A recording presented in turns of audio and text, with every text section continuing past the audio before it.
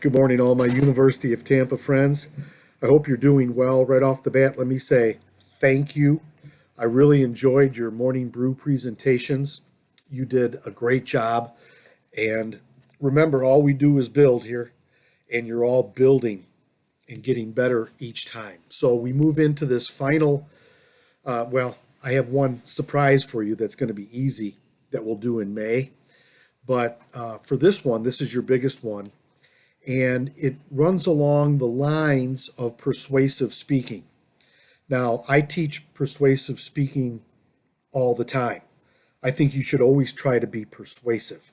And for me, to be persuasive, you need to follow along those same lines that we've been doing all semester: logic, credibility, and emotion. You have to establish these things. Logic: do I understand you? Does it make sense? Credibility: do I believe you? Do I believe your organization? Do I have faith in you? And emotion: do I care about you? So this one puts you in this situation where you've just won the lottery and you have all this money to give. All right, your accountant says you got to give away 100 million here. So I want you to begin by just thinking. As I wrote to you in this last one, the first thing is always thinking. Before you start doing everything else, think. All right. So I want you to find a charity that you care about. If you had this dough, all right, what charity would I get behind? Where would I throw my heart and my money? And think about your own life. Do you have a parent or a grandparent who had cancer, who had Alzheimer's, diabetes, epilepsy? Have you been helped by the Red Cross? Do you really, is your heart in helping your hometown or education? There's a million charities out there. But the main thing is it here? What is your connection to it in your heart? Because that's an important part of your speech. So think first, what's my charity? Once you sort of get your charity in mind, here's the gold mine. Go to that charity's website. Let's take the Epilepsy Foundation, for example. Both my kids have epilepsy. They didn't have any symptoms until they were 15 years old, and then they dropped, and we've been dealing with that now for 10 years. So I have that connection to epilepsy. But if we're doing this, you go to the epilepsy website, a charitable epilepsy website, all right? And once you're at that website, you have everything that you need. You're going to have all the facts, all the statistics, all the sourcing that speaks to the logic and the credible, right? I need logic. Statistics make sense of things. And credibility, the good sourcing. And along with credibility comes a lot of different things. What celebrities are also involved in the charity? Maybe they have someone famous on their board of directors. Maybe they have 100 different satellite offices throughout the country. All those things build the credibility end of it. So pick your charity, go to the website and mine it because it's gold. Your only problem will be what to leave out. All right?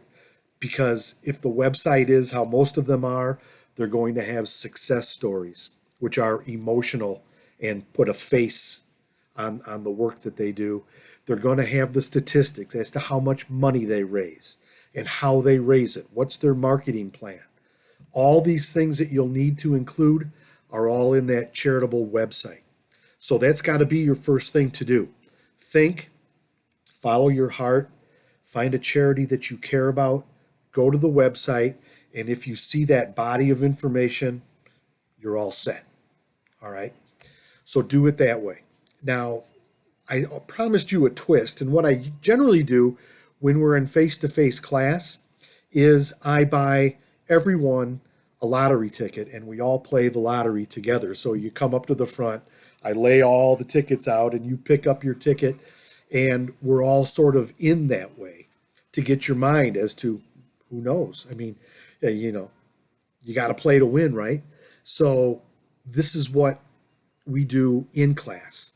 For this one out of class, I'm going to buy a whole batch of tickets and we're all going to be in together. All right. I usually play the mega because sometimes those get up in the $600 million range. You know, if we're going to win, let's win big, right? So to get in on this, though, you have to send me an email. And my class that I've had all semester, you know about these letters that I like. This is going to be called an LOA, a letter of acceptance. And really, it doesn't have to be a Word document, just a simple email that says, I'm in. And if you know the charity, I'd like to know the charity that you're supporting so I can begin to help you on my end, look for stuff. So this email that you're going to send me is important because if you don't send me the email, and it's worth 5 points, all right, this is about 10 seconds for 5 points. That's a pretty good ratio. You need to send me this, or if we do win the lottery and you don't send me this email, you're out, okay? This is the acceptance part. So send me your email. Let me know that you're excited to be a part of our conglomerate because we might hit this one. I got a good feeling. And then let me know what charity that you're thinking of picking. You can always change if you want, but I want to know what's on the top of your head. All right? And so we'll proceed with this. This is due at the end of the month. I think I put a date as the 28th. I'll probably change it. We'll just make it the 30th. The PowerPoints will be due prior to that, but I had generally given like a week for this one. If you're confident that you're doing a great PowerPoint, all I need is that PowerPoint along with your video. Now, if you wait to the 30th and you send it on the 30th, you're going to roll those dice that your PowerPoint is good and you'll take that grade. But I love the body shop. I love kind of looking at what you're doing and adding little elements to make it easier for you. So for sure, the body shop is open. You can submit your PowerPoint today if you want to, and we'll begin the process that way. But don't get confused because there's not going to be two specific due dates for the PowerPoint and the speech.